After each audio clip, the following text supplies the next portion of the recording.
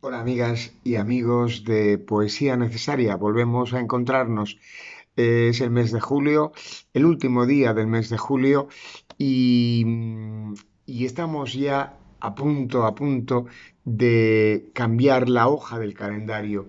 Un julio que ha sido como este año, un julio distinto, distinto por varias razones, porque el verano no es el verano al que estábamos acostumbrados. Tampoco este 2020 ha sido lo que esperábamos cuando nos tomábamos las uvas y íbamos haciendo nuestra petición de sueños y deseos. El 23 de julio retomamos una fecha del calendario que se había perdido, el día de San Jordi, el día del libro y de la rosa. Y yo quiero, aprovechando que evoco, que recuerdo ese día, quiero compartir con vosotros una historia de mi vida, de cuando yo era un adolescente de apenas 14 años, al que su madre le había encargado algo. Me dijo, ves a las Ramblas y por favor busca y tráeme un libro de poemas titulado Sinfonía en Rojo de Elizabeth Mulder. Yo no entendía por qué para mi madre era tan importante encontrar ese libro. No sabía quién era Elizabeth Mulder. No sabía tampoco a qué aludía ese título.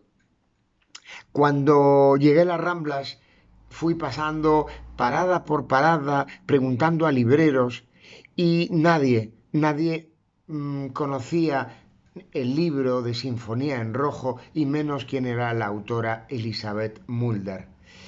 En una de las paradas me encontré con un grupo de hombres que rodeaban al que descubrí el día después que era el ministro de Cultura, Pío Cabanillas. Eran periodistas, eran políticos, y cuando el ministro oyó que estaba preguntando insistentemente si tenían Sinfonía en Rojo de Elizabeth Mulder, pues él se propuso acompañarme para que yo pudiera llevarle a mi madre ese libro, esa petición.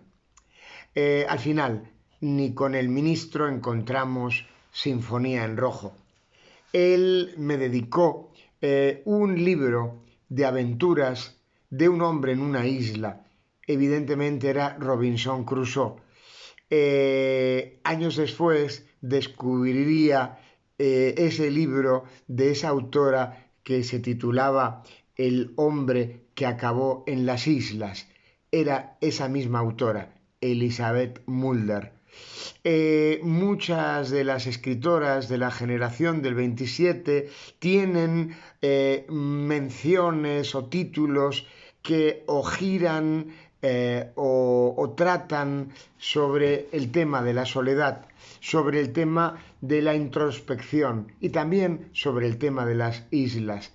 La misma Ernestina de Champursin, que nace en 1905, un año después de la autora a la que nos vamos a referir, Elizabeth Mulder, también había escrito un libro que hablaba sobre las islas. Pero vayamos a desarrollar la biografía, la breve biografía de esta autora que vivió 83 años, que no se adscribió a ningún partido político, que quiso reclamar para ella su anhelo de libertad y que precisamente la libertad fue uno de los grandes temas de su obra. Esa misma libertad que ansiaba mi madre. Mi madre tenía dos sueños. Uno era viajar a París, otro era poder leer aunque fuera con un contahilos. Ninguno de esos dos sueños pudo ser realizado del todo. Y Elizabeth Mulder, como tantas escritoras que en su exilio pasaron por París, aunque Elizabeth Mulder no, fue una de las autoras que residió, permaneció en España, aunque viajó, fue una gran viajera, también una gran política, una mujer que tuvo como otras escritoras, como la misma Zenobia Camprubí, a la que ya le dedicamos un espacio, tuvo la suerte, como Ernestina de Champorsin también, tuvo la suerte de aprender desde niña varias lenguas. Era una de esas políglotas de la generación del 27 que gracias a esas lenguas que fue aprendiendo, el inglés, el francés, el alemán, también el ruso, pudo ejercer como había ejercido Ernestina de Champorsin en México la labor de traductora, de periodista, de novelista, de poeta, una mujer muy completa que destacó sobre todo como novelista.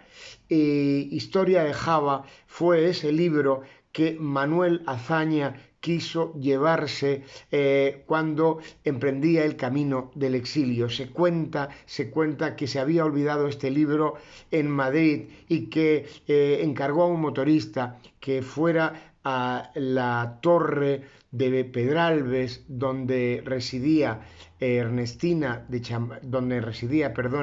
Mulder, para que le diera uno de esos libros que él había calificado muy positivamente, con una crítica muy favorable como la que había hecho el marido de Ernestina de Champorsin, Juan José Domenchina. Había escrito una crítica muy positiva hablando de ese libro que trataba de una gata que anhelaba algo que en realidad representaba a la querencia de muchísimas mujeres, ese anhelo de libertad, ese respeto del espacio personal.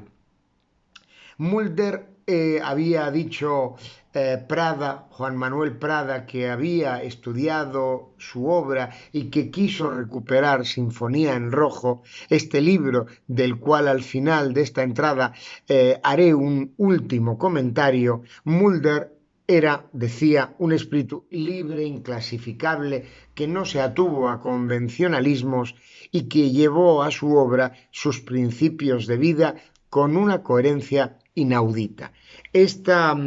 Toda esta calificación, todo este comentario tiene mucho que ver con el carácter orgulloso, el carácter rebelde, como ya he comentado, de esa mujer que a los 17 años fue casada con un político, con un abogado, Ezequiel Dauder, ese político al que quiso, cuando publica Sinfonía en Rojo, quiso retirar los ejemplares de las librerías, porque en ese libro había un poema titulado El pulpo, que no dejaba muy bien parado al género masculino, como ahora mismo veréis. El poema Pulpo hacía relación y hacía referencia a esa persecución masculina que acababa convirtiéndose en el poema en una pesadilla, pero que podía evidentemente tener un claro trasfondo real.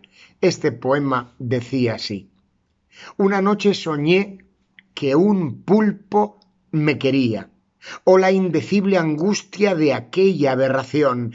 Nunca he sufrido tanto. Cuando amaneció el día, dijérase que había perdido la razón. ¿Alguien ha visto a un pulpo? Acercársele quedo asqueroso y lascivo, monstruoso y feroz. Por vez primera supe qué es ser presa del miedo, qué es hundirse en la sima de una demencia atroz. Él caminaba siempre y yo huía. Sus tentáculos eran como una maldición caída del infierno sobre la carne mía, que crispaba el espanto de la alucinación. ¡Qué terror! Se me lavan los gritos en la boca. ¡Qué terror! No acertaba ni auxilio a demandar. Y él avanzaba siempre, y yo, como una loca, ni siquiera sabía hacia dónde escapar. Un tentáculo horrible sobre mí iba a caer como una helada mano blancuzca y amarilla, cuando al fin, dando un grito que sacudió mi ser, desperté sollozando de aquella pesadilla que me hizo conocer el infierno del pánico, el dolor de lo innoble, el terror de lo infecto encarnado en lo inmundo de aquel pulpo satánico. Si en mis ojos a veces un terror pavoroso refleja la impotencia de un grito silencioso, si parece que miro una horrenda visión, si a veces en mis labios hay temblor de agonía, es desde que soñé que un pulpo me quería. ¿Cómo olvidar la angustia de aquella aberración? Volveremos muy pronto a hablar de Elizabeth Mulder y de uno de sus grandes amores que le supuso tener que apartarse, como había dicho Luis Rosales, de lo que ella más quería, de ese mismo amor. Hablaré también en esta próxima entrada no sólo de ese gran amor de Elizabeth Mulder, sino de por qué escogió ese título, Sinfonía en Rojo. Solo adelanto que ese título hablaba de esa libertad que tantas mujeres en la posguerra anhelaban. Supe años después que era un libro. En el Ateneo de Barcelonés, donde soy socio desde que tengo 18 años, en el Ateneo encontré ese libro y con un ex libris que ponía donación de la autora. Ese libro, publicado justo en los años de la República, ese libro hablaba de la libertad. Y mi madre, cuando me pidió que fuera a buscar ese libro, me estaba diciendo sobre todo que fuera a buscar la libertad. Un poco emocionado hoy, os emplazo para esa próxima entrada que hablaré del amor de dos grandes mujeres. Hasta muy pronto y disfrutad de este verano más allá de cualquier máscara.